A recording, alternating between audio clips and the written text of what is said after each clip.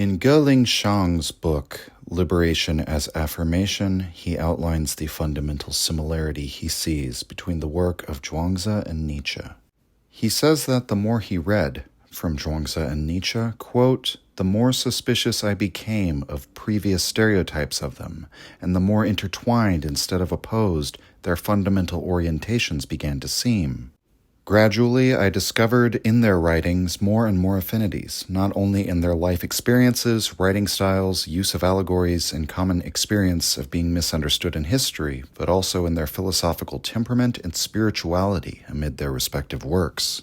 The most profound meeting point of the two is, as I now put it, their religiosity, their original drives and ultimate concerns for freedom and liberation from the traditional values in order to affirm life.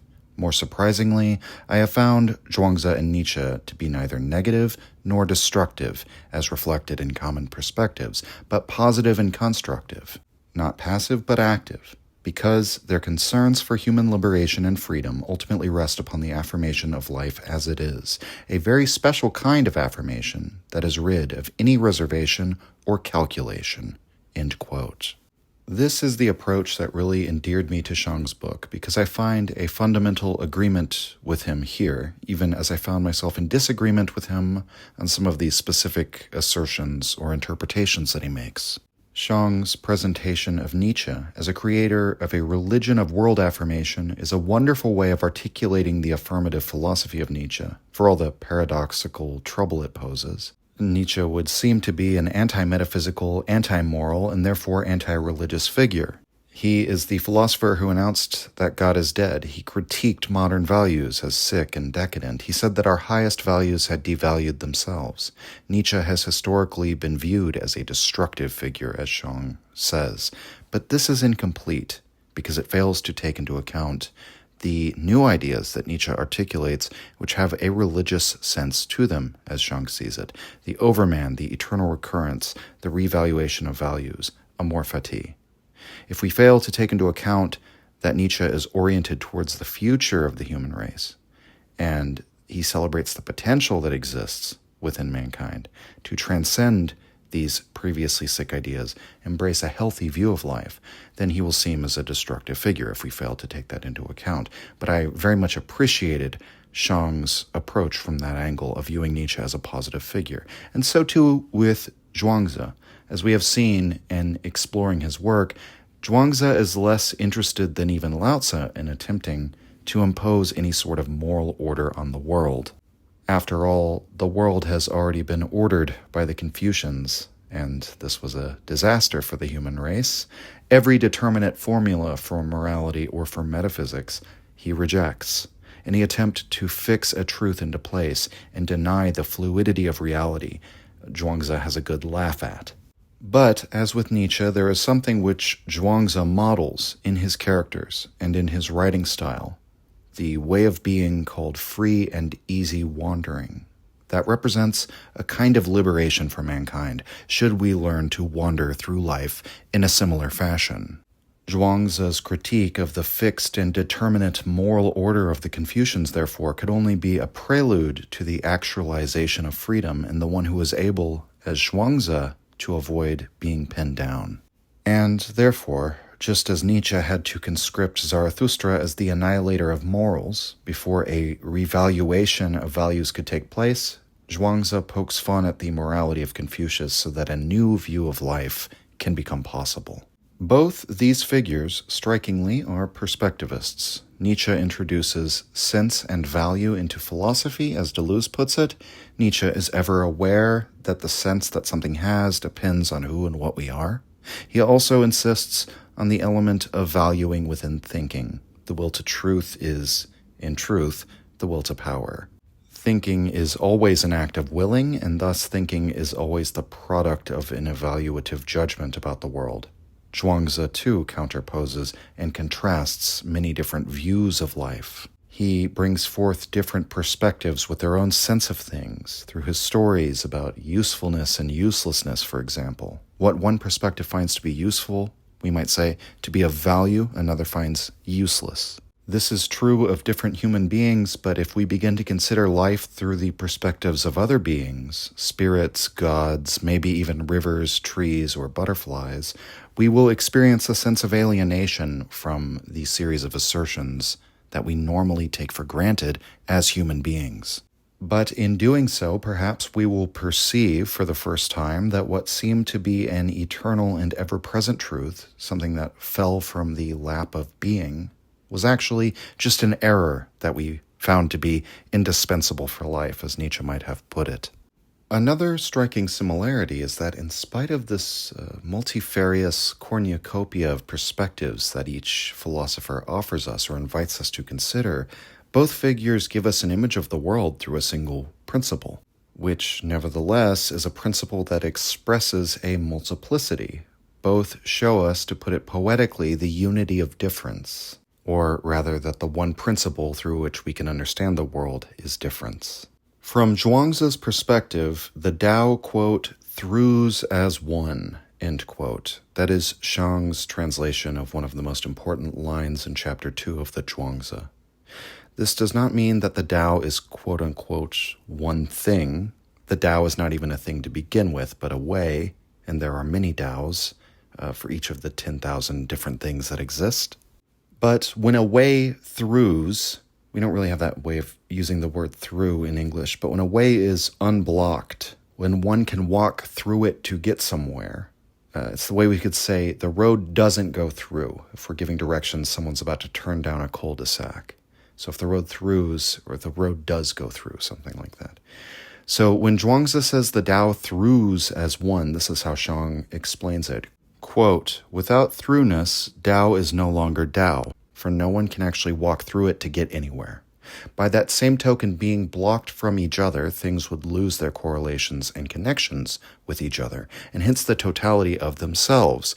According to Zhuangzi, the way, or Tao, has to be clear, connected, or through as an ideal condition for the change, transformation, and becoming of all things as a harmonious whole." End quote.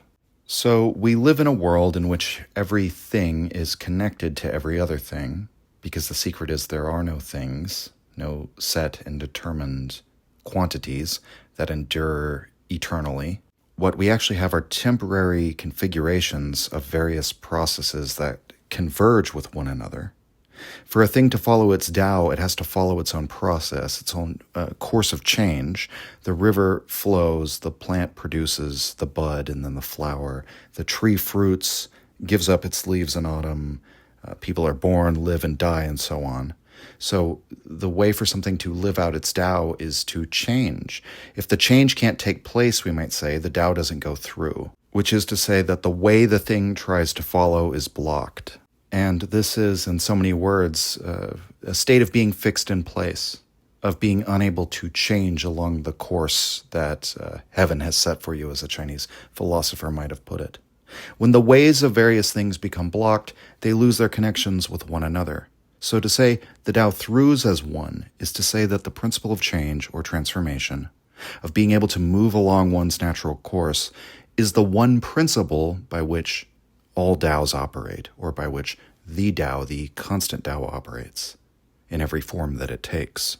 Shang writes, quote, "Tao throughs as one. Tao is one that throughs. Throughness as one is Tao." That is Zhuangzi's understanding of Tao, the way of throughness.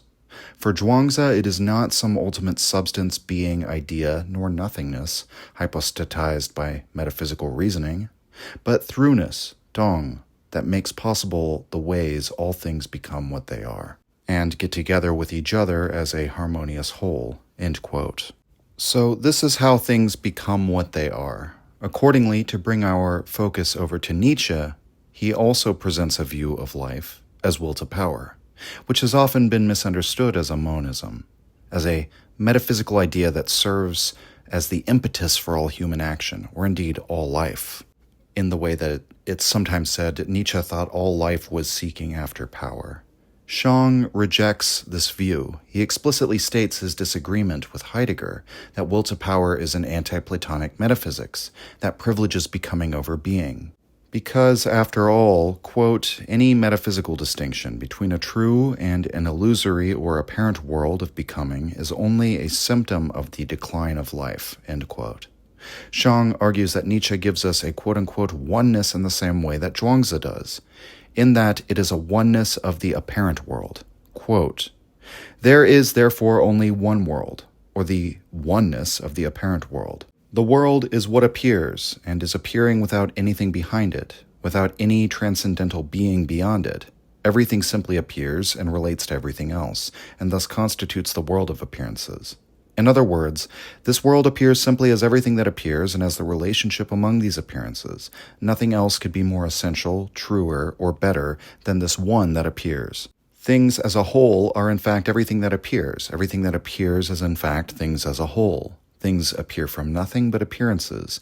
Things are appearances simply because they appear.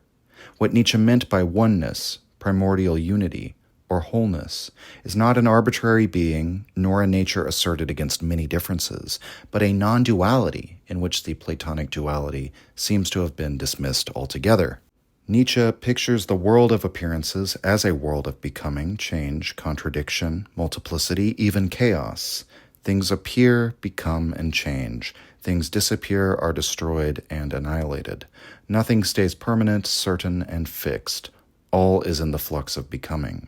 This is what Nietzsche has in mind as the sole necessity of the apparent world. End quote. So once again we have a unity. All is united as being appearance, a non-duality between truth and appearance. But what qualities are assigned to appearance? Contradiction, difference between one another, sometimes mutually exclusive. Change, thus contradiction within oneself, we might say, from what one is to what one becomes.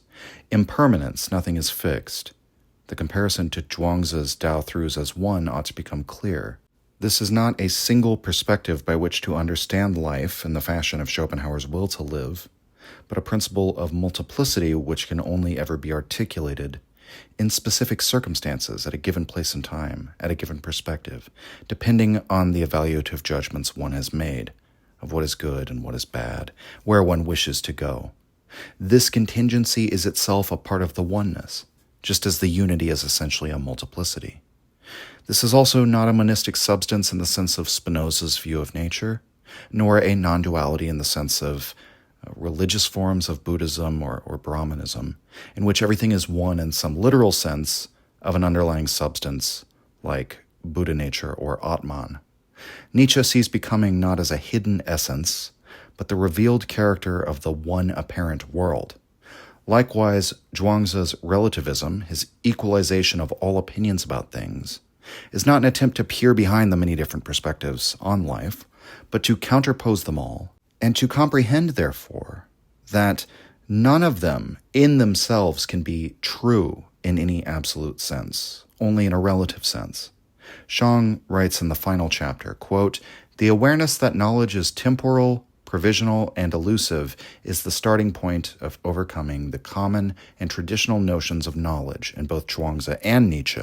There is no knowledge or truth in general, but only one's interpretation or opinion on things that one has encountered under certain circumstances in one's relation to the other. It is impossible to reach the finality and justification of an exclusive standard or arbiter that will decide what is right. In this respect, the knowledge of right and wrong is, quote, infinite. How could a finite being not be pathetic in tracing or exhausting the infinite? Inasmuch as the standard or thing in itself cannot be found, different opinions or interpretations are equally mere opinions or interpretations. This is what Zhuangzi called qi wu lun, equalizing or identifying opinions, and what Nietzsche called perspectivism. As soon as one realizes that knowledge is simply our interpretations or opinions, the gate to overcome it opens up to one. And as soon as one enters this gate, one also sees the different approaches of Zhuangzi and Nietzsche. End quote. And so we have two thinkers who are relativist, perspectivist, who are critical of the pre-established morality and metaphysics. Both provide a world perspective that articulates a oneness of difference, and both, Shang argues, aim to do this not simply to make dust and nonsense of the pre-established rules and regulations, but to free mankind such that these fixed formulae will no longer impede us from finding our own way. And he argues that this is the driving conviction or even religious passion at the root of both of these philosophers' activities. Quote, "What is seen here as religiosity in Zhuangzi and Nietzsche is a kind of innate passion, as Kierkegaard called it. To seek and feel something sacred or divine that they believe was hidden, distorted, or repressed in foregoing conventional religions and philosophies. It is this religiosity that prompts and initiates Zhuangzi and Nietzsche to examine, interpret, and evaluate the world critically and philosophically. For Zhuangzi and Nietzsche, there is no ambiguity, equivocation, or ambivalence in their religiosity, their longing or aspiration for freedom and liberation, for an improvement of mankind, as Nietzsche dubbed it, or for zhiyan in Zhuangzi's account." End quote. Now, there are also important differences between Zhuangzi and Nietzsche, and one of the things that I appreciate about Shang's book is that he acknowledges these differences. And in fact, as he proceeds with his point-by-point comparison of their main similarities in Chapter 4, he is keen to emphasize the differences at every single turn. He doesn't attempt to smooth anything over. That being said, he rejects the normal ready-made account that one might encounter in the contrast between Nietzsche and the Taoists, that Nietzsche is active and aggressive, and he represents a rejection of the alleged passivity of the Taoists. Perhaps he would even view them as nihilists or something like that. And of course, seen from the other side, perhaps Lao Tzu and Zhuangzi would have viewed Nietzsche as attempting to enforce a new morality on the world. That this would be the effect of Nietzsche's revaluation, that Nietzsche wouldn't understand Wu Wei, that he's going to simply impose a moral tyranny just as bad as the one that he's done away with. Admittedly, it's not as if there's no truth at all in this sort of stereotypical contrast between these two thinkers.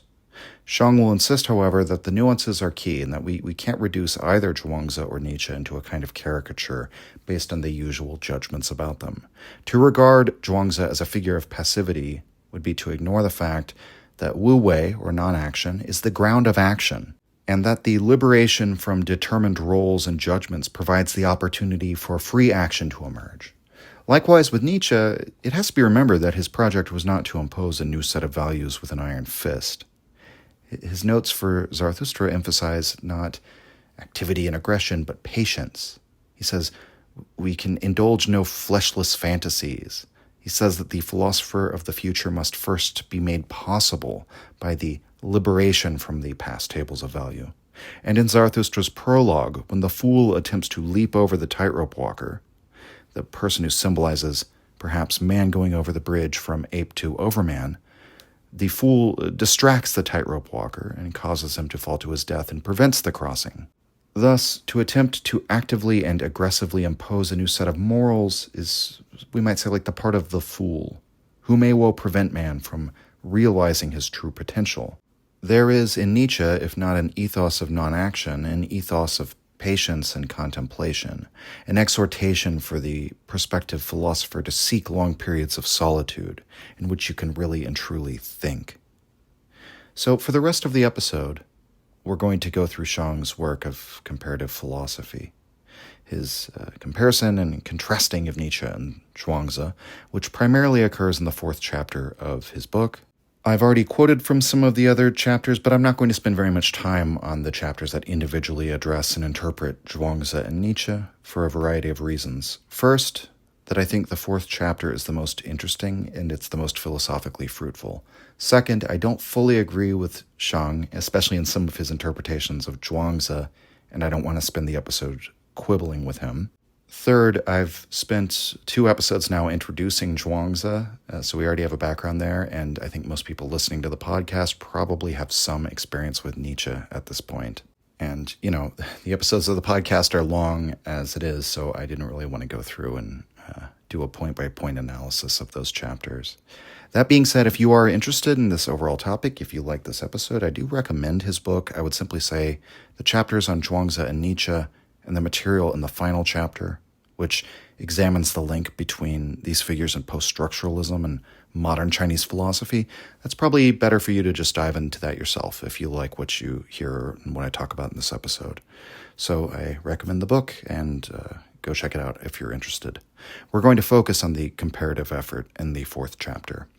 Also, a final note before we begin, Shang also acknowledges in the introduction that there are a number of problems with any work of comparative philosophy attempting to draw these links between thinkers from East and West who have no common intellectual lineage, completely different slew of cultural concepts and history that influence their thought. There are also concerns on the part of some of recapitulating to colonialist stereotypes or misrepresentations. Perhaps we always ought to keep in mind that it's the will to power that interprets, and that where there has been historically an imbalance of power, there's a kind of interpretive imbalance that comes along with it. Nevertheless, Shang thinks that these are surmountable problems. He's not terribly troubled with them, I guess I would say. He thinks that so long as we acknowledge these facts at the outset and are aware of them, we can proceed with a comparative philosophical effort. And that, in fact, it'll be fruitful for both traditions to do this. And Shang doesn't bring up this aphorism, but I remember hearing a saying from China, "Jade can only be polished by jade from another mountain."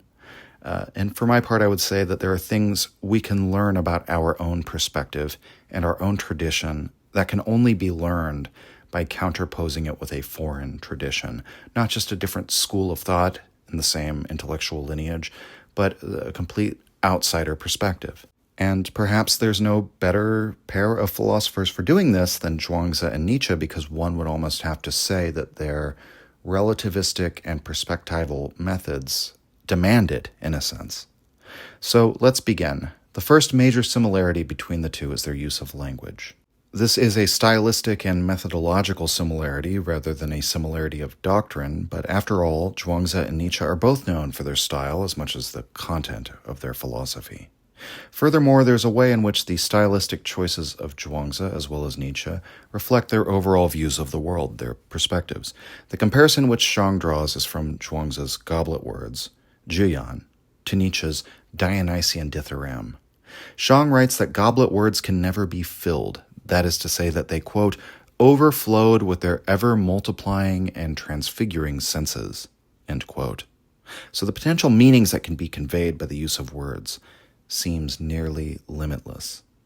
Interestingly, there may be a similarity here to the later Wittgenstein, an insight that he had about language that also serves as a critique of his earlier view of language, that sentences form pictures. That's like Wittgenstein 1. That's how we're able to come to an understanding of reality from the conveyance of sounds that we call language. But the problem is that if I give you a picture of something, for example, a picture of a green leaf, I could mean that picture to convey greenness or a certain shade of greenness or the idea of leaves or the shape of the leaf pictured, any number of things. It would seem that the pictures given to us by words are not like the lifeless portraits that adorn the walls of a house, but more like the blueprints given to an architect. We use them in order to articulate objectives or methods of attaining objectives, or as Wittgenstein too will later say, to play our language games. If words are used as part of a game, then the meaning that is given to us by a sentence could always be interpreted in multiple ways. There's many different articulations of the object that could be interpreted into it, we might say. None of this is my original interpretation of Wittgenstein, by the way. Norman Malcolm has an excellent lecture on Wittgenstein that you can find in the Philosophy Overdose channel if you want to look it up. But I just found his discourse on words as pictures and the fact that pictures could be interpreted to give very many different meanings to be relevant here. In any case, as Nietzsche never tired of pointing out, any number of meanings can be confounded under a single word or a single signifier. Sometimes even mutually exclusive meanings can be contained within a word. Or we can end up distinguishing two concepts that are in fact variations on the same thing, like, as Nietzsche says, selfishness and selflessness. What image a word concept conjures for an individual will depend on their experiences. It'll depend on their upbringing, their understanding of history, their relationship to certain images or syllables. Really, the list could go on indefinitely. And when we set these word concepts into combination, we only multiply the number of potential interpretations that could affix themselves to our words. There is no text, only the interpretation of the text, we might say. The number of interpretations can never be exhausted, and whenever we attempt to fix a single interpretation, The circumstances can always change. The practical needs change. The cultural associations change, whatever the case may be. It's why jokes from 100 years ago are generally not funny. Sometimes they are, but that's the exception and not the rule. Eventually, the meaning sort of overflows again. Shang writes, quote, "If the world of life appears paradoxical and contradictory, as Nietzsche would put it, the best or appropriate language to quote-unquote imitate this world must be paradoxical language, or goblet words. Speaking goblet words manifests the constant flow of the Heraclitean flux into which a person stepped, which is and is not the same water, synchronically and paradoxically. Goblet words speak a continuing play of language in which creating and destroying, construction and deconstruction, individuation and self-annihilation are not opposites," end quote. So if we'll recall that in the episode on Zhuangzi, we described goblet words as flowing words. They're not sourced to a quotation, they're not attributed to someone else, they're in no way contrived. They simply flow out spontaneously and freely, the way that a goblet tips over when it's over full. Shang gives a different sense to the term goblet words here, but one which I think is very insightful, because this play of contradictions facilitates the flow of words. The flow of words naturally produces contradiction. This is because, as we've discussed previously, every word concept establishes a limitation based on a metaphysical differentiation of reality. Zhuangzi sees all of this as a departure from the truth. Those who understood the Tao back in the ancient days, they at first didn't even make differentiations between things, he says. And he goes on to say that when they didn't at first draw the distinction between being and non-being. And so there's this notion that committing to the law of non-contradiction and believing in these mutually exclusive essences based on this metaphysical differentiation is a kind of drifting from the truth in some sense. And if one doesn't contrive their speech, if they don't adhere themselves to this rule, but they let their speech flow naturally, then contradictory concepts will naturally be expressed. Shang continues, quote, "This does not mean that any claim can arbitrarily be made without regard to its relation to what is true. For indeed, Zhuangzi himself is trying to tell us something true about language, how it functions, and what its limitations are. What it does mean is that every claim, as regards the nature of things, is subject to the incompleteness and inadequacy of language to provide us with any permanently right view, given the ever-changing flux of life and reality. This is a view that Nietzsche also holds when he asks, quote, 'Why should we squander our lives in arguing words when life is no argument?' End quote." And Shang cites The Gay Science, Book 3, number 121. The quotation is actually a bit different than he gives it here, but the overall thrust of the passage, I guess, is the same. Nietzsche writes in that passage, quote, "Life no argument. We have arranged for ourselves a world in which we can live by the postulating of bodies, lines, surfaces, causes and effects, motion and rest, form and content. Without these articles of faith, no one could manage to live at present. But for all that, they are still unproved. Life is no argument. Error might be among the conditions of life." End quote. So the things that Nietzsche is willing to call errors, the fixed truths that he's willing to say are unproved, are bodies, lines, surfaces, causes and effect, motion and rest, form and content. And I think few people scarcely call to mind just how metaphysical these concepts are. How you can't... philosophers have been debating about motion for a long time, right? The Zeno's paradox, that logically speaking, can you really actually account for motion and rest?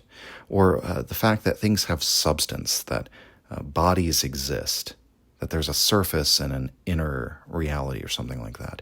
Is any of that something that actually directly appears, or is that a concept through which we mediate the world? So we scarcely call to mind just how metaphysical these concepts are, but also how indispensable we find them in order to cognize reality. That's perhaps why we don't tend to think of them as being metaphysical suppositions or something like that, but as simply bare facts of the world. It may even be possible that we cannot cognize reality without them, Nietzsche says, but that is no argument in favor of them. Shang correctly identifies in the 3rd chapter on Nietzsche that Nietzsche is also in an explicit struggle against the opposition of values, or the faith in opposite values, which he portrays as the the sort of operating assumption of language, that there's a metaphysical faith contained in language, which is demanded by the metaphysics of being, setting mutually exclusive things, or at least things that appear to be mutually exclusive, as possessing opposite essences. So he's really on the same page as Zhuangzi there, and he calls into question whether there are any opposites at all. His use of words, especially in Thus Spoke Zarathustra, therefore, is described by Shang as a contradiction that unifies. In Ecce Homo, Nietzsche describes the method of discourse of Zarathustra, quote, "In every word he contradicts, this most yes-saying of all spirits. In him all opposites are blended into a new unity," end quote. And Zhuangzi's method is similar in that he attempts to equalize the opinions about things, but he does so by pointing out the relativity on which opposing judgments about things are based. And so, in order to speak in the language of becoming, Zhuangzi and Nietzsche don't contrive some new metaphysical rules that govern their cognitive activity. Only now it's anti-Platonic, right? Shang basically argues that wouldn't solve the issue. Instead, they speak goblet words. They let their words overflow with inexhaustible meaning, unbound by syllogistic chains. They speak in a manner uncontrived by the logical demands of the faith and opposite values. They use words in contradictory or unexpected ways as a means of shaking free of the tyranny that these metaphysical concepts impose on our thought. And so they teach using metaphor. They pose experimental questions. They tell parables. In a sort of spontaneity, Zhuangzi and Nietzsche can, therefore, speak freely, without capitulation to the metaphysical boundary lines that establish essences. Shang's argument is that Nietzsche has a term from his own corpus that describes something similar to zhiyan, goblet words. Shang invokes the Dionysian dithyramb. Historically speaking, the dithyramb was the form of poetry practiced at the rites of Dionysus. It was a spontaneous, drunken poem that flows out of the speaker. The comparison to goblet words is obvious, I think. One drinks until the words overflow from you like wine, spilling out of an overfull goblet. That's what Archilochus said was the correct way to praise Lord Dionysus, not with the contrived rhythmical words of the Apollonian paean, but with a natural, unself-conscious flowing that may not always have been logical, according to the standards of ordinary language, but the dithyrambic is quite the opposite of the logical.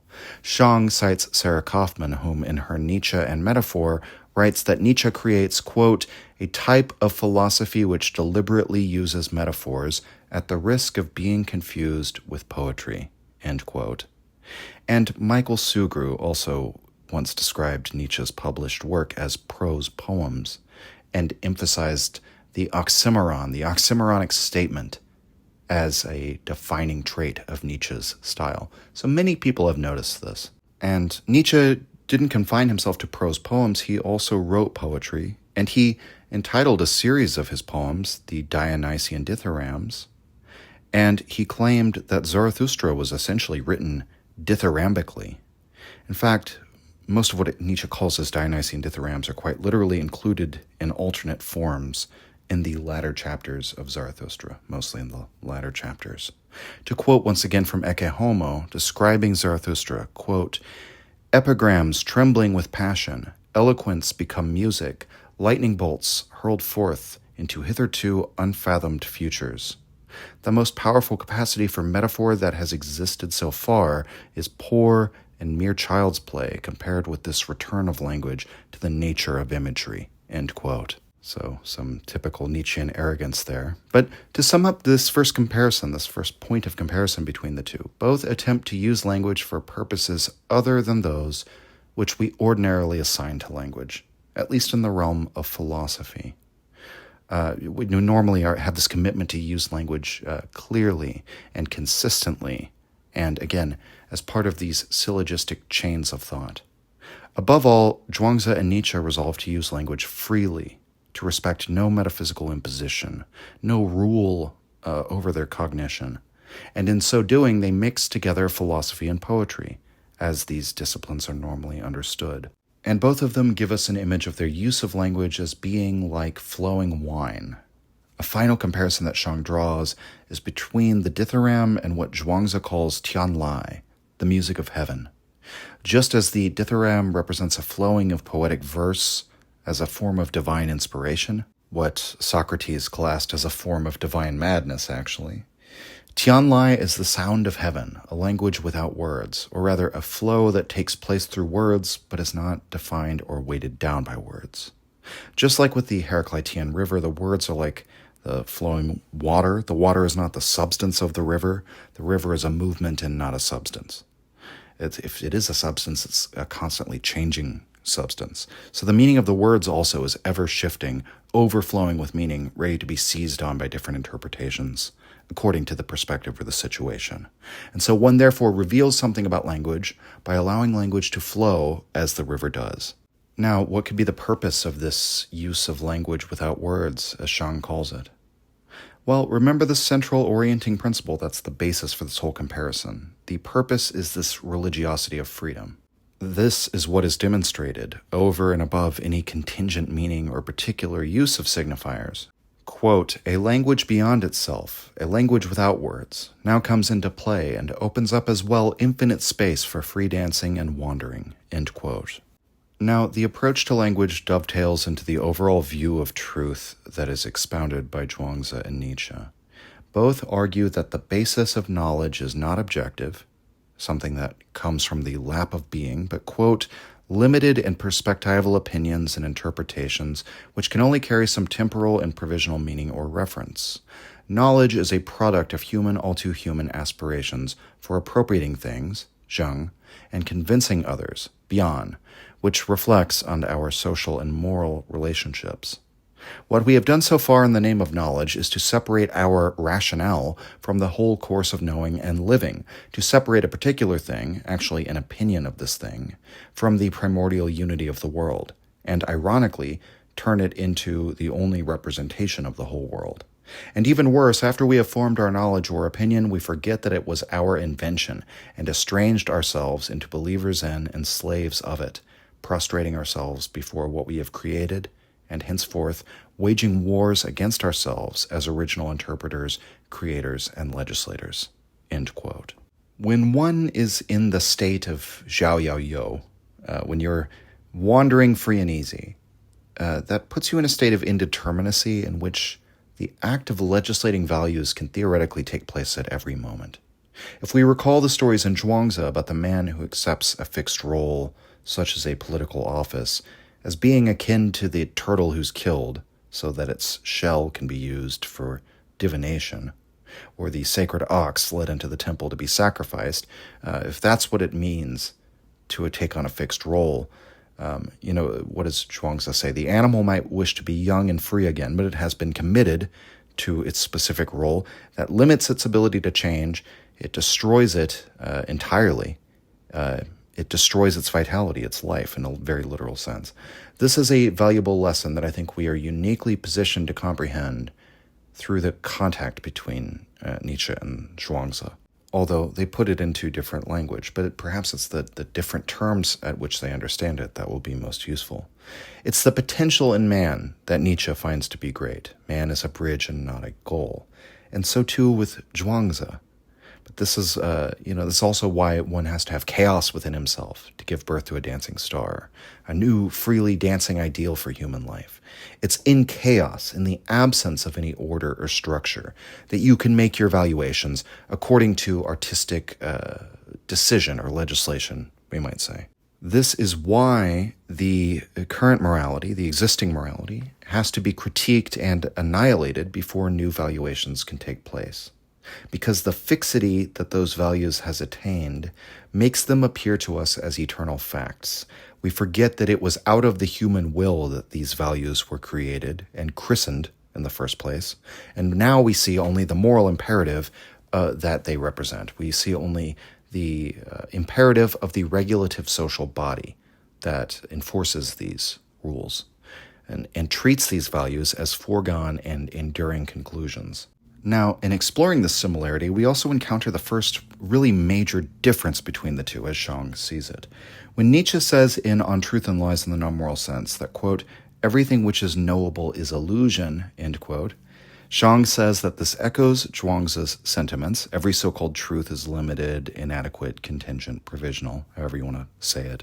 And yet, the two thinkers have very different approaches with how to confront this reality. Zhuangzi's approach is Qi Wu Lun, equalizing opinions about things, equalizing the identities of all oppositions that we perceive in things. In other words, after having perceived the relativity of all opinions and perspectives, you regard them as quote-unquote one, in that they are all untruths, all equally illusory, and thus none of them stand higher than any others in terms of their value, and you sort of live beyond them in some sense. And so in Zhuangzi's portrayal of a sage, or a superior person, that's somebody who in some sense devalues all so-called knowledge. And there are 3 steps that lead one to such a state of mind of the superior human being: to know the limits of all knowledge, and thus level out all opinions; to stop trying to know what cannot be known; and finally, to stop knowing anything at all. This is the fasting of the mind that the Zhuangzi has Confucius recommend to Yan Hui, when Yan Hui is entertaining the idea of trying to morally instruct a tyrant, make him into a virtuous Confucian. We talked about this in the episode on Zhuangzi. Confucius in that passage says, before you even attempt that, you must know how to fast the mind, make the mind empty. There is another anecdote in the same vein regarding Confucius and Yan Hui that Shang cites, which I think will be very helpful for demonstrating how the Zhuangzi presents such a development as taking place. This is Watson's translation. Quote, Yan Hui said, I'm improving. Confucius said, what do you mean by that? I've forgotten rites and music. That's good, but you still haven't got it. Another day, the two met again, and Yan Hui said, I'm improving. What do you mean by that? I've forgotten goodness and righteousness. That's good, but you still haven't got it. Another day, the two met again, and Yan Hui said, I'm improving. What do you mean by that? I have sat forgetting. Zhuo Wang. Confucius looked startled and said, what does sit forgetting refer to? Yan Hui said, I smash up my limbs and body, drive out intelligence, cast off forms, get rid of knowledge, and make myself identical with the great transparency of nature. This is what I call sit forgetting. Confucius said, once you're identical with nature, you must be free from any prejudice. Once you are transforming with nature, you must be free from any fixation. What a worthy man you have now become. Even I'd like to be your follower. End quote. Once again, another beautifully subversive story from the Zhuangzi. Yan Hui says he's forgotten ritual ceremonies and music. So that's one of the most important things to Confucius. After all, this was the culture of the Western Zhou that was preserved in his home state of Lu. It was a link to the traditions that trace back to the time of the old moral order that reigned in the good old days, before man lost the way. But here he says, you forgot about music and ceremonies? Great. You forgot about righteousness and goodness? That's great too. You know, the Confucian moral virtues enumerated by the Lun Yu, forget about all that. But of course he also says, none of this is enough. He only really praises Yan Hui and says this is enough when he's cast off forms, gotten rid of knowledge, made himself identical to the rest of nature. And after hearing this, Confucius is ready to make himself Yan Hui's disciple. Another anecdote that must have just made the dogmatic ones among the Confucians bristle while reading it. So Confucius is saying it would be better if you abandon everything I taught, because it's the conscious knowledge of these things that orders and patterns your mind and severs you from the original harmony with nature. That obstructs your ability to transform with nature. And so it poses an obstacle to the Tao's throughness. And Shang brings up that this sit forgetting idea, that can be set alongside fasting the mind, losing self, staying in the middle. There are all sorts of different little formulas, none of them fixed and eternal formulas, but a series of different ones that are given throughout the Zhuangzi for abandoning the differentiating knowledge that divides up the world, and therefore severs connections and correlations between things. The difference with Nietzsche is that he doesn't seem to have an interest in dwelling in this state of equalization. Nietzsche doesn't keep to Qi Wu Lun, to the total relativity of all judgments.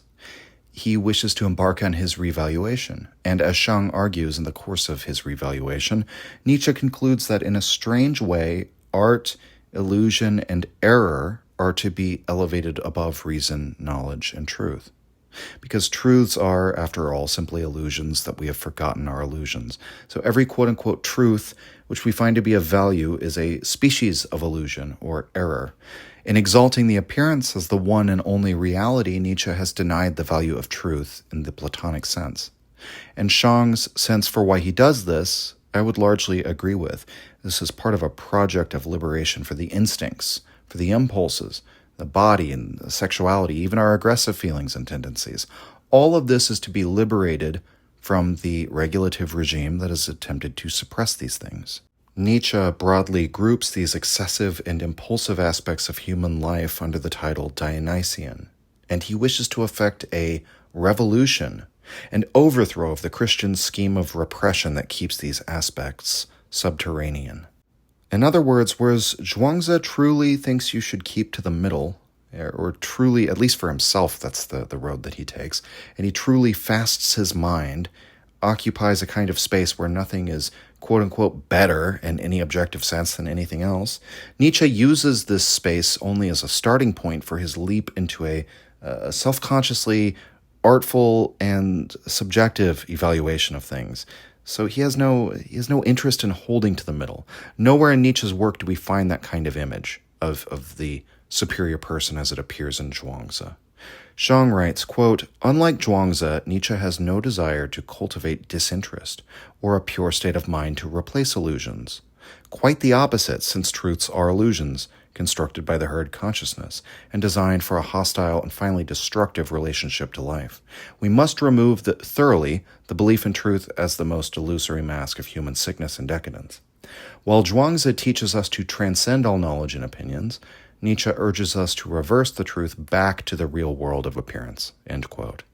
Further in the section, Shang continues, quote, "Zhuangzi would likely have trouble celebrating with Nietzsche the world of illusions. Reversing truth and error would not help one to unleash the struggle between opinions and interpretations. It could lead one to a never-ending argument about your truth and my truth, your illusion and my illusion, or whose truth is illusion, whose illusion is truth. If there is no truth but illusion, why should we prefer artistic interpretation to that of Christianity and Platonism, noble tragedy to mass romanticism? Is it not man's music that is way below the music of heaven, quote, 6,000 feet above sea level?" Nietzsche would have likely replied that he loved war and victory. Life could be made degenerate by certain interpretations, yet life could also be enhanced and transformed by active and creative interpretations. Is not ecstatic celebration of destruction and creation preferable to the stillness of no mind and just sitting forgetting? For false judgments and illusions are indispensable conditions of life. Would not renouncing them mean renouncing life? End quote. And there is no resolving this tension. It simply represents a different subjective judgment about which approach is better. And to make matters even less clear, neither Zhuangzi nor Nietzsche seemed terribly keen about enforcing their judgment as regards this question. Zhuangzi, if we remember, tells his followers that he would prefer to keep to the middle, but that he can't promise that this approach will be better for any of them. The best thing he can say is to, in so many words, be open to transformation at every moment. Nietzsche also rejected dogmatism. He rejected universalist philosophies. He regarded his ideas as appropriate only for a select few. Perhaps there are some, or even the majority, who would find their lives justified and maybe even enhanced by moral perspectives which are opposed to that of Nietzsche. Nietzsche fully acknowledges this, and he doesn't really struggle against that fact of the matter. The next issue is the way these two thinkers respond to morality. And as regards the genealogy of our moral regimes that exist today, Zhuangzi and Nietzsche have a remarkably similar attitude. Both agree that the moralities that exist today, indeed the very concept of morality itself, is a kind of degeneration from an era that knew nothing of morality.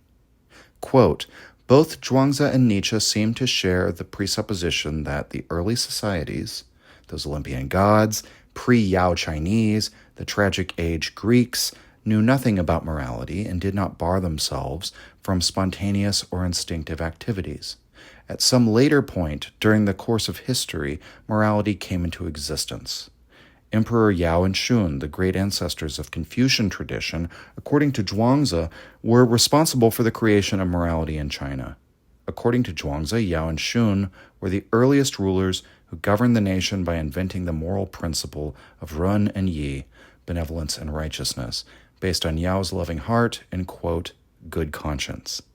Nietzsche, on the other hand, argues that morality, as it has been till now, was actually invented by the herd, or slaves, with their bad conscience, representing their hatred or ressentiment towards themselves, their masters, and life in this world.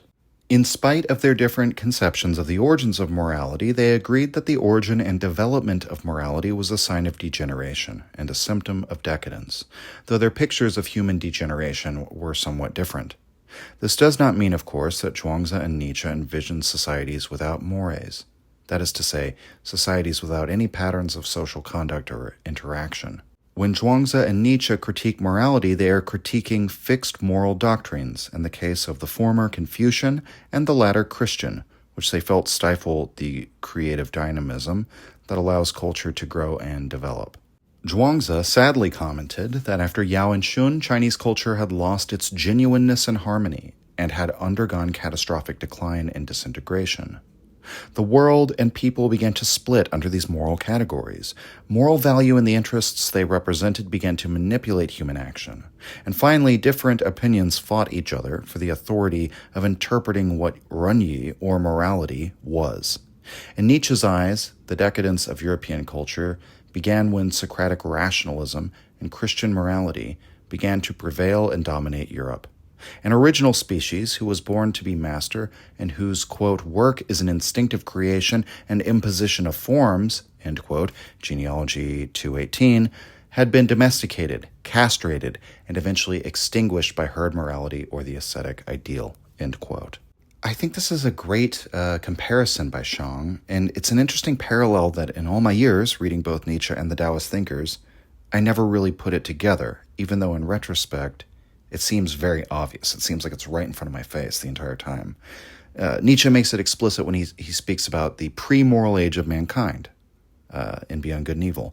It's not just that we have moral values incorrect, and previously they held the correct values in the past. Rather, the fixed moral formulas that we now operate from are an innovation that wasn't always part of human life.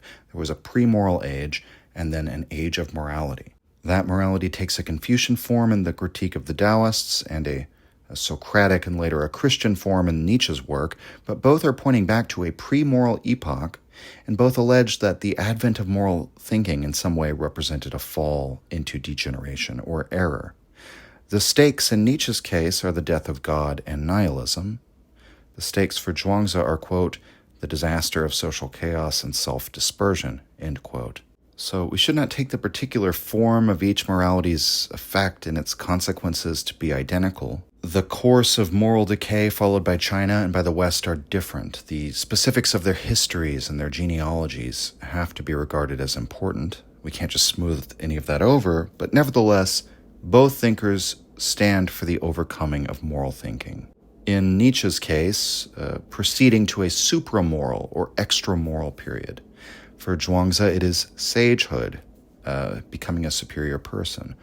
Keep oneself to the middle, avoid falling into any fixed perspective or anything like that. Shang writes, quote, unless we overcome morality and the worldview it embodies, we can never liberate ourselves from alienation and our enslavement to herd consciousness, end quote. But yet again, therefore, the differences between these two becomes apparent in their response to morality, as I mentioned at the outset. Both wish for an overcoming, but proceed on paths which are fundamentally at odds with one another. Shang characterizes this difference as such: revaluation versus devaluation. And on this point, the two thinkers are probably the farthest from one another. Nietzsche's revaluation attempts to redirect the course of human valuing such that it flows back into the world of appearance. He attempts to overthrow the kingdom of heaven in favor of a worldly morality, purely worldly. He elevates the body over the spirit. He understands the soul as something bodily and prior to consciousness, a unity and multiplicity. And by soul, I really mean like the way that Nietzsche talks about the self as coterminous with the body. He exalts instinct. He rebukes asceticism. Shang points out, I think correctly, that Nietzsche is only an immoralist in the sense of the morality that has been created thus far, and perhaps I would go farther and say in the sense of attacking all moralities, all existing moralities, in order to, as an act of creative destruction, right? Something like that. But primarily, he's at war with the conception of morality as we receive it from the slave morality. It's a kind of intercessory force that regulates the instincts in service of the social good. That is to say, the neutral substratum, the separation between doer and deed. Slave morality makes all of this possible. There is still an element of continual transformation, though, in Nietzsche's revaluation. If I wanted to be cheeky, we could identify Nietzsche's goal as a kind of permanent revaluation, compared to Lenin's permanent revolution, right? Nietzsche's permanent revaluation. The paradox in such a conception is that effectively it's a permanent state of change. Change is enshrined as eternal. Now, you can tie yourself up in a kind of, a vicious circle of knots by contemplating the inherent contradictions in this prospect. But I think we can avoid that. It's only the limitations of words, right, that we'd be getting caught up in. When stated in concrete, substantive terms, Nietzsche's permanent revolution in morality, I think, is perfectly easy to understand. Shang says it is, quote, constant self-overcoming, transforming, and annihilating, end quote. And then he quotes from Ecce Homo, quote, whoever wants to be a creator in good and evil must first be an annihilator and break values. Thus the highest evil belongs to the greatest goodness. But this is being creative, end quote.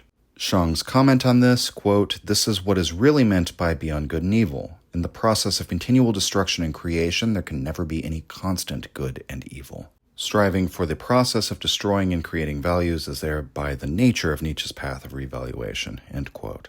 I have already mentioned that Shang sees this approach as more or less incompatible with that of Zhuangzi, and he continues immediately after the passage we just read, quote, Zhuangzi's devaluation is neither reversing nor creating values, but removing them from our mind along with all controversial opinions so that they can no longer interfere or interrupt the actual course of nature. Zhuangzi emphatically and deliberately cultivates the idea of wu wei, doing nothing or non-doing, ziran, self-so or spontaneity, also nature, wu yang, useless or no to use, and shu jing, void and still, as Tao's, ways, of reaching the harmony of nature and life. So, Zhuangzi's devaluation is more of an inward transformation of one's mind and perspective rather than the action, way, of changing, destroying, and creating things. To create, as well as to destroy, for Zhuangzi, means no more than to cause trouble and generate disharmony in life. No values need to be created for an instinctive, natural, and free life. End quote.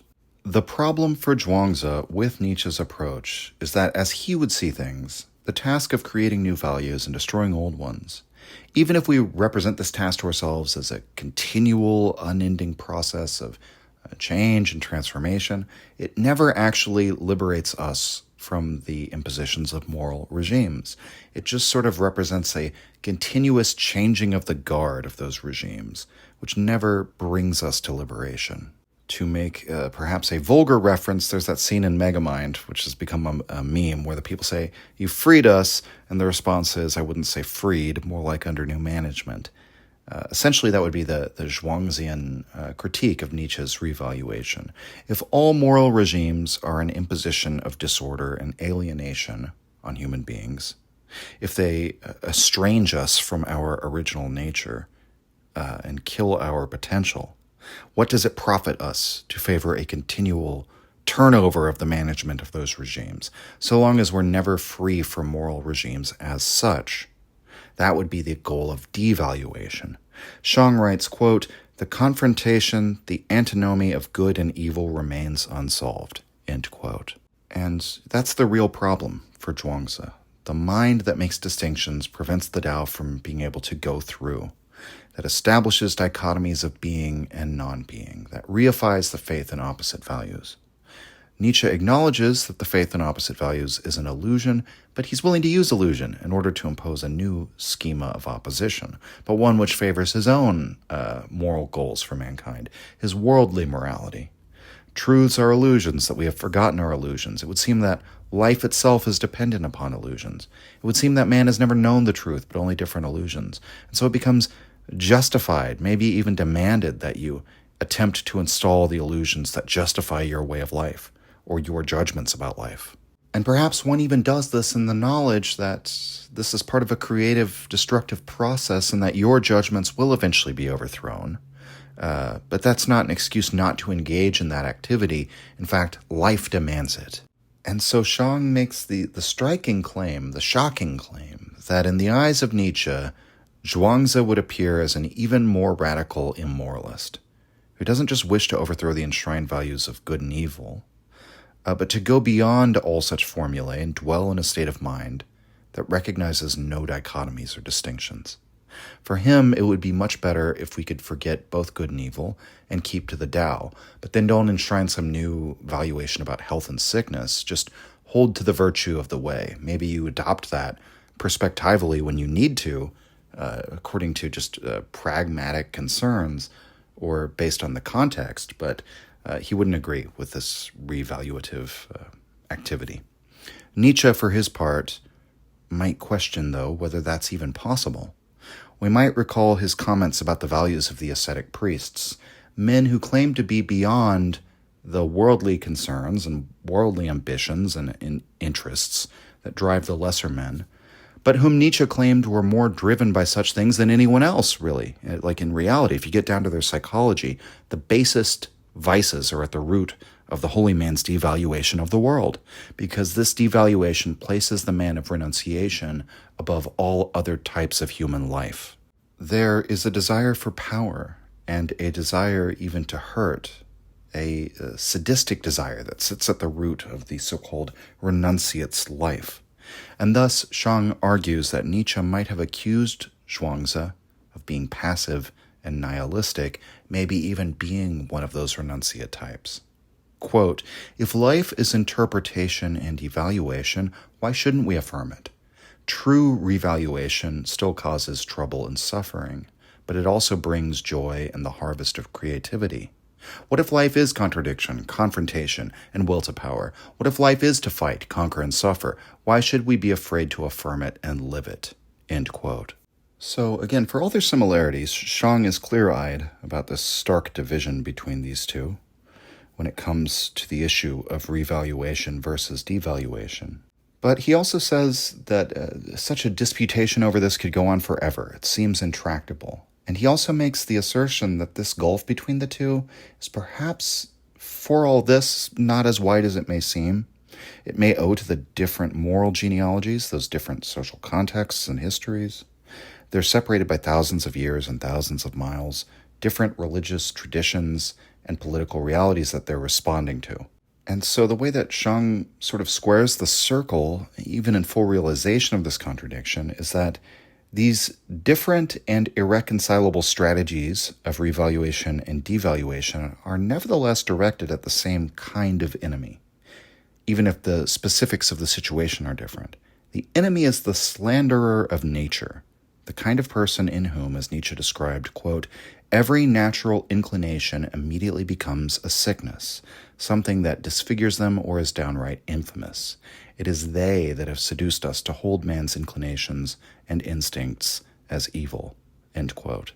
It is from such judgments that nature itself has come to be viewed as possessing an evil character, in the way that the Socratic mind, or the scientific mind of modern times, views nature as something that has to be regulated and dominated for our benefit, which is the same way that the Confucian thinker Xunzi viewed nature. As I mentioned in a previous episode, this kind of judgment about nature, whether it's referring to wild nature or man's own human nature, is perhaps par for the course with any civilizational project, which is what Freud alleges in Civilization and Its Discontents.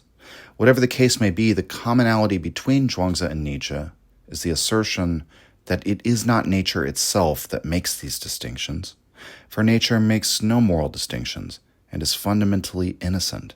This is what Nietzsche called the innocence of life, the fact that guilt is a human invention. Both thinkers wish to overcome this slandering of nature, and in that sense they're united whatever the differences in method may be. Another point of comparison, or another similarity that Shang raises, is that conception of a primordial unity of nature. I started out the episode talking about this because it's a really core issue. So we're not going to spend too terribly long talking about this section in Chapter 4. But the key point that Shang wishes to raise about both of these thinkers is that they posit a kind of unifying idea about nature, either the Tao or the will to power, which is not metaphysical, at least not in the traditional sense. In this section, Shang contends with those who would try to identify these thinkers as metaphysical. This could be just a matter of semantics, but I think it is important to convey perhaps the non-metaphysical nature of these thinkers, because the opposition to metaphysics is so essential to their respective projects. The way Shang puts it is, quote, Zhuangzi and Nietzsche have no intention of constructing a new system of metaphysics by their critique, but it is also true that they have no intention of denying this world as a natural unity while they reject traditional metaphysics, end quote. Further down, he continues, quote, the major contribution the two great thinkers made is that they have created a new way, or as we now like to call it, strategy, paradigm, discourse, of philosophizing, which apparently paralyzes or devalorizes customary conceptions. They are anti-metaphysicians in the sense that they reject metaphysics, which subjectively divides or differentiates the world into a dualistic either-or system, and then absolutizes one abstraction out of it as being, end quote. When I first read this paragraph, I think the claim that Shang is making appeared more innocuous than I now think it is. This is actually a rather consequential point and potentially controversial point that Shang is advancing here.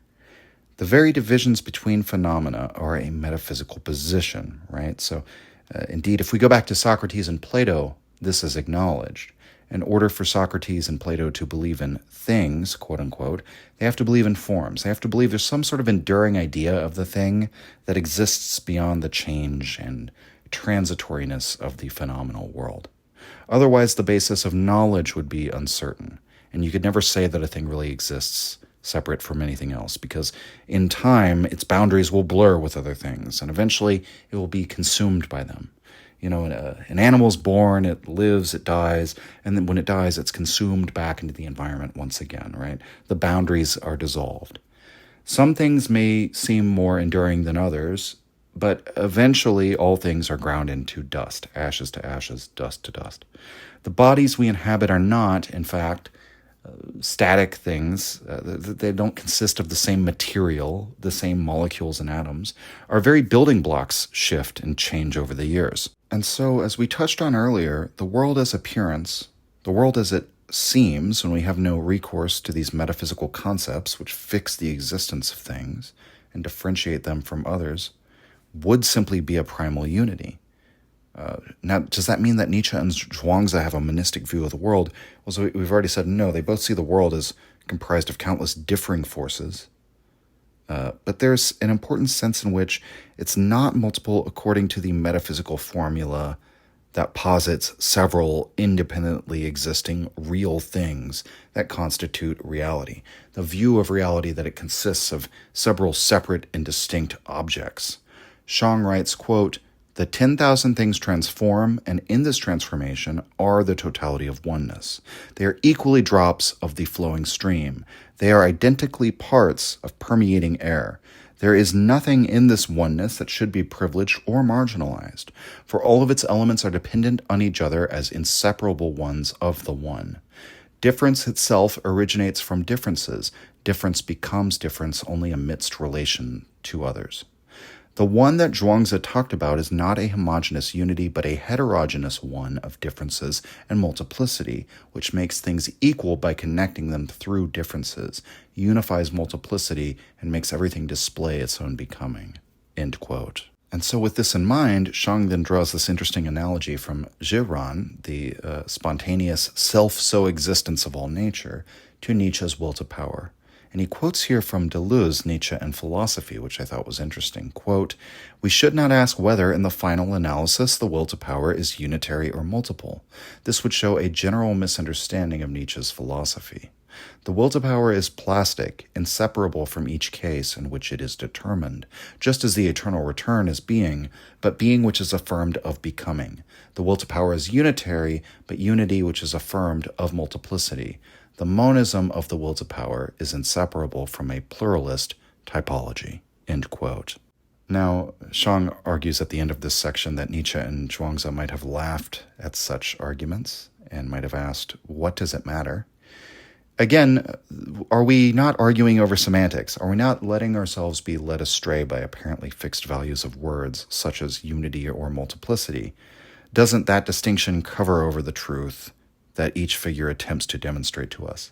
That they're trying to do an end around language, right? They're trying to get around it and show rather than tell, for the very reason of not getting caught up in these kinds of loops. And, that's a fair point. But the reason why I wanted to talk about this section of the work, even though we've already kind of considered the will to power and the Tao or ziran as these principles which are unitary and multiple, is because of the way in which this conception relates us back to the overcoming of morality, the problem of the human condition that makes mankind like the skin disease of the earth, or that makes human society fall into disorder and alienation.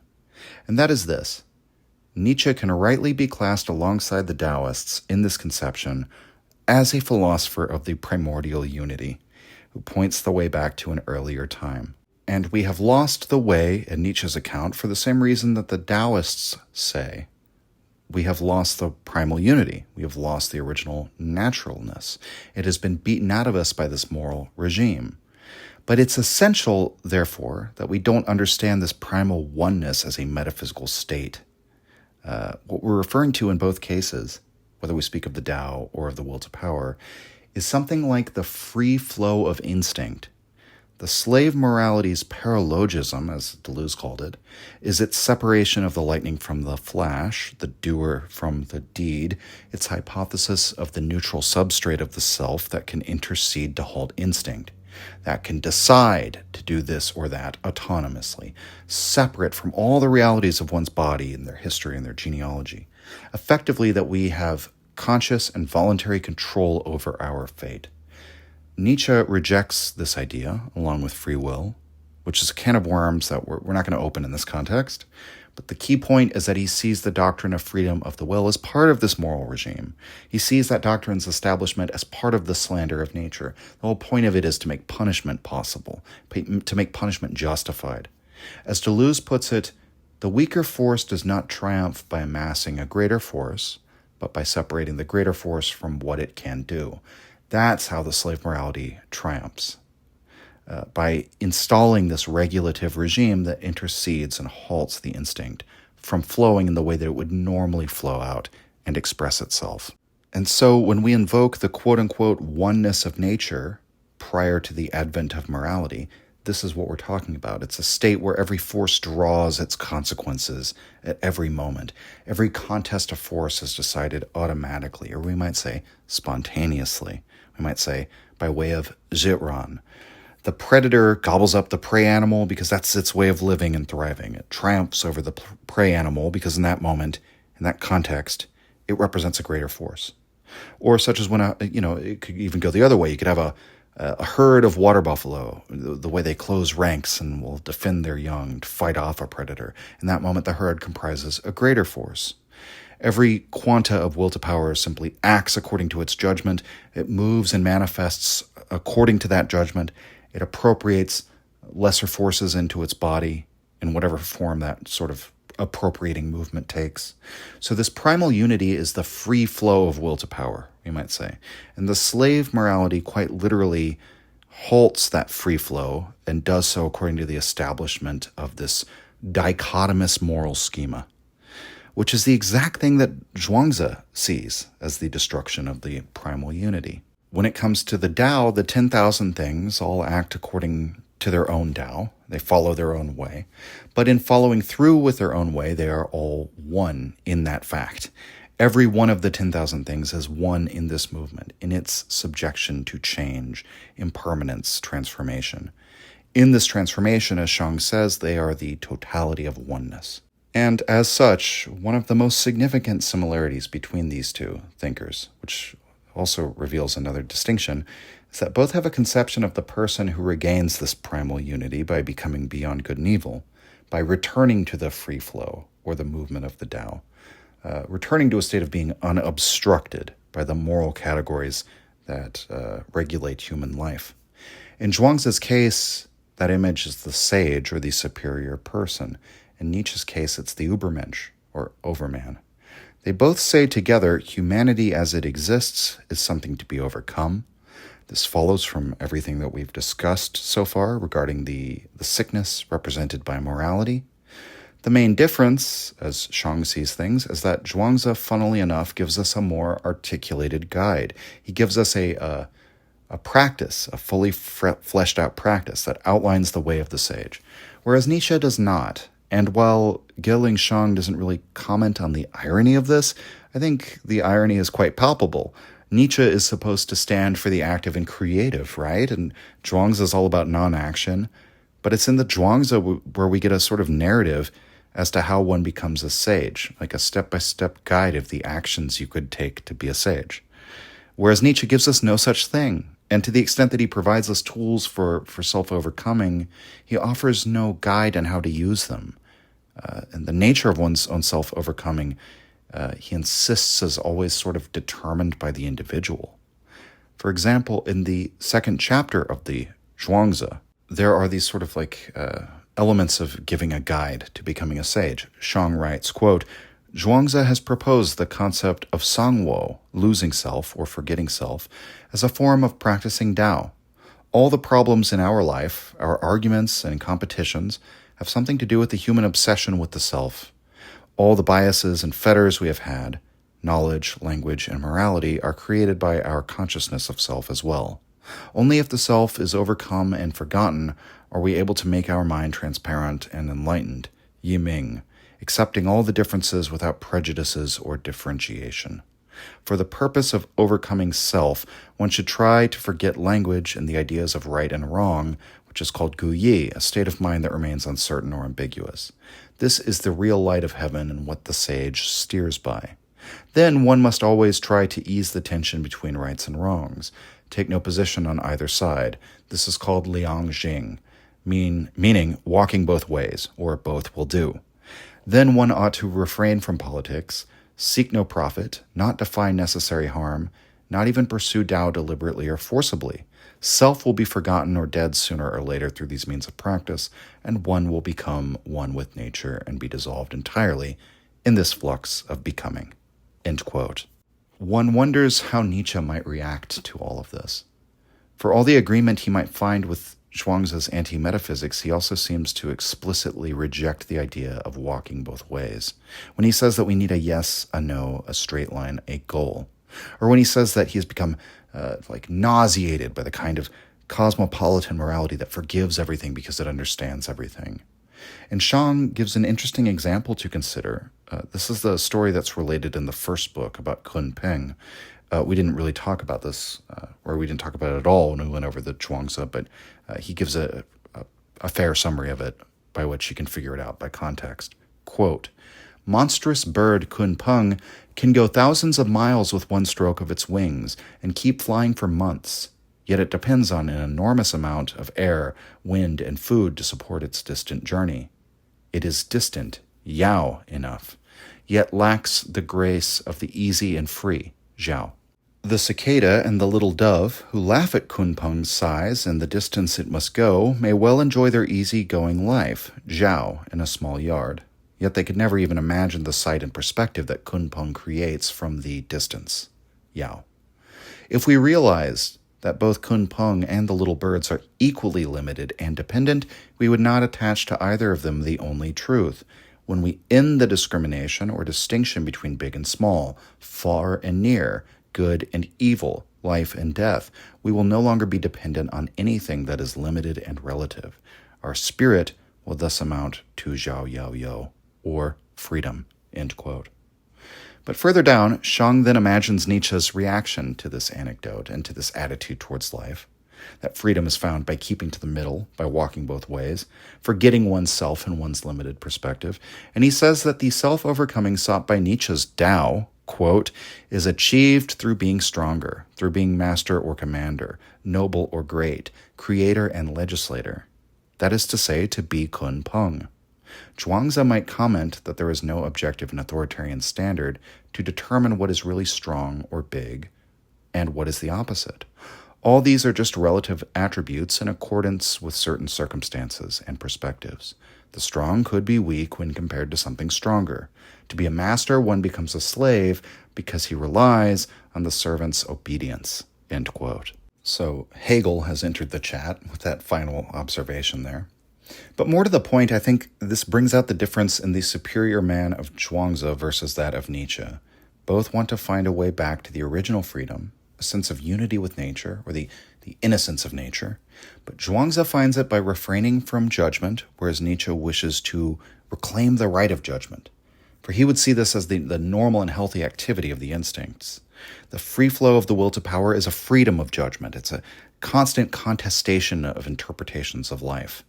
A triumphant interpretation ought to celebrate that triumph, live in the joy that this triumph brings. Such a regime of intellectual hygiene, keeping oneself free from making judgments, could be seen by Nietzsche as reproducing the ascetic ideal, but doing it in the name of freedom, which is sort of a contradiction. And as Shang said, Nietzsche could be seen by Zhuangzi as falling victim to relative valuations, but making the relative absolute, right? Perhaps he's not as much of a perspectivist as he claims to be, if he cannot see that what appears strong from one vantage point may well appear as weak from another, which means that even strength and weakness, or health and sickness, can't be considered as pre-established. They're not predetermined, right? So remember, Nietzsche rejects good and evil, but he seeks for a new dichotomy, these new predetermined qualities of health and sickness. Again, from Nietzsche's perspective, this new moral orientation, or he would see it as like a supramoral orientation, but we don't have to go that far. Nietzsche would say this is essential for liberating mankind from the slanderers of nature, seeing how their moral slander against life was a form of sickness. That's the way that he affects that revaluation. But for Zhuangzi, the slander of nature persists so long as we establish any such dichotomies, because that would push us out of relativity. That would push us into a set perspective again.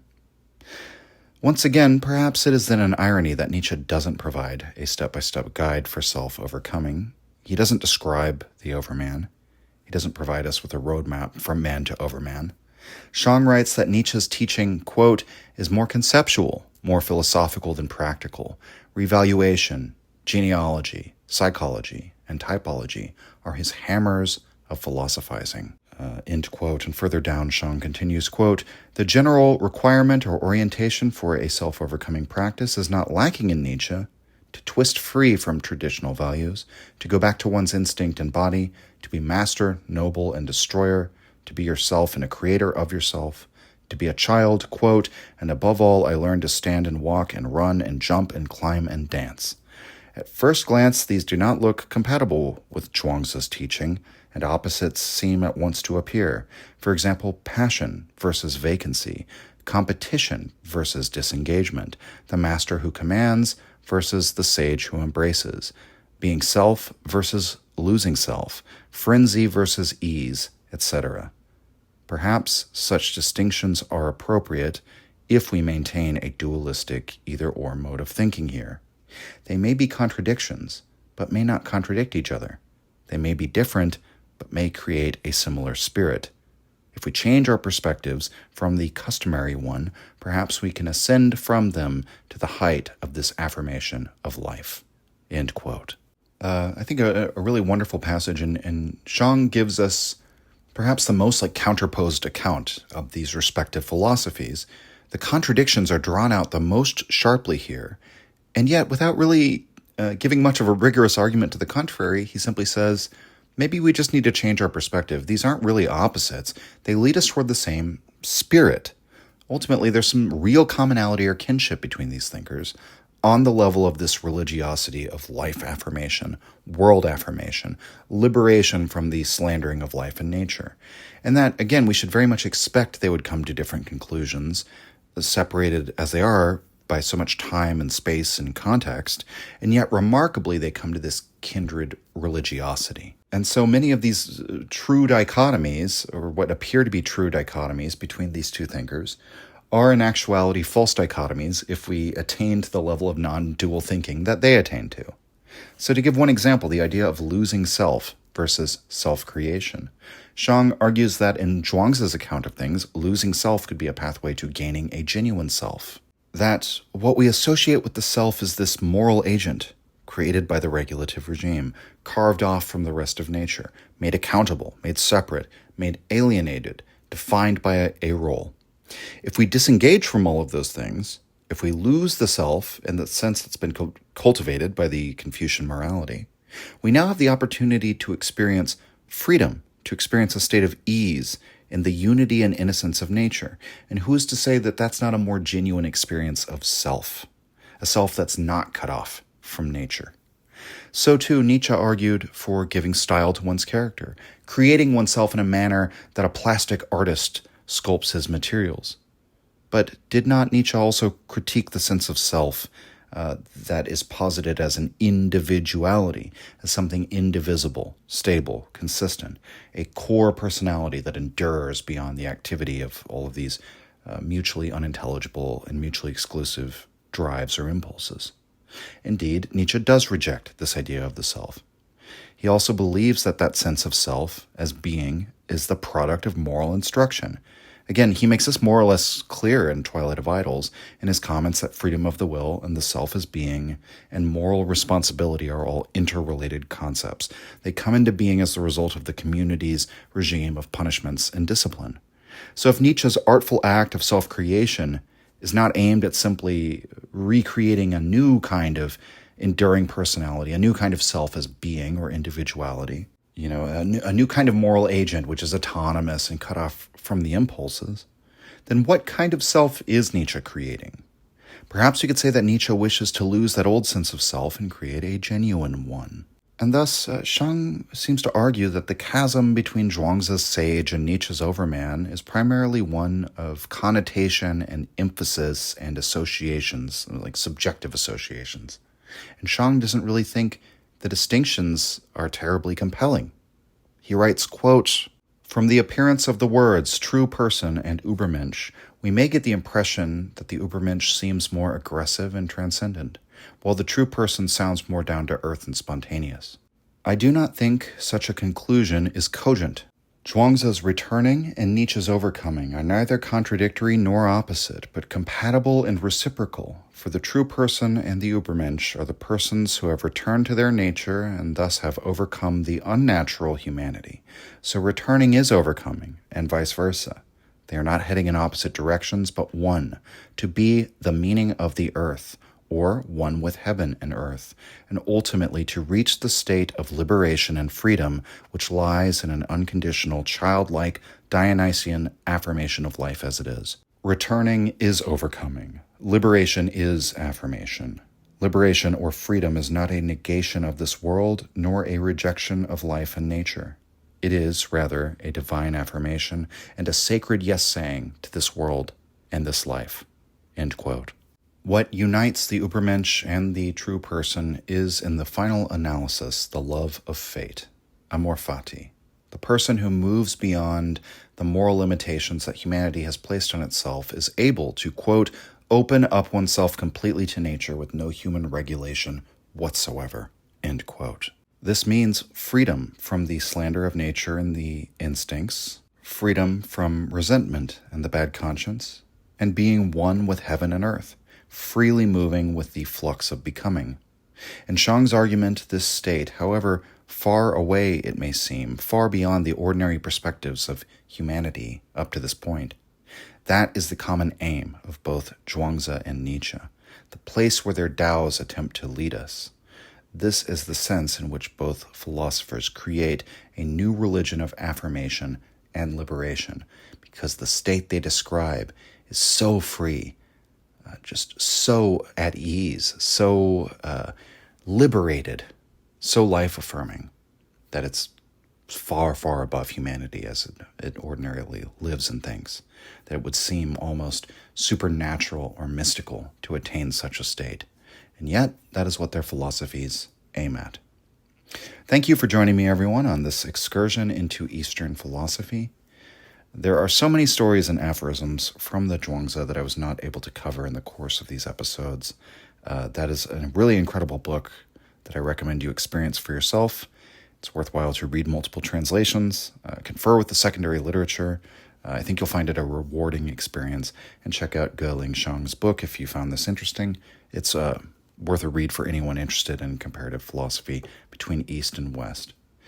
After this episode, we're going to head back west, however. And I'm not sure when we will go east again. I don't really have any immediate plans for that. But let me know in the comments other Eastern thinkers you'd like me to talk about. Many people already have.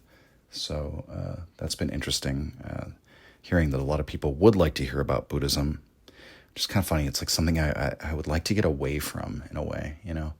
I've often mentioned Buddhism, but I'm not really, you know, it's like part of the past for me, part of a past life in a way.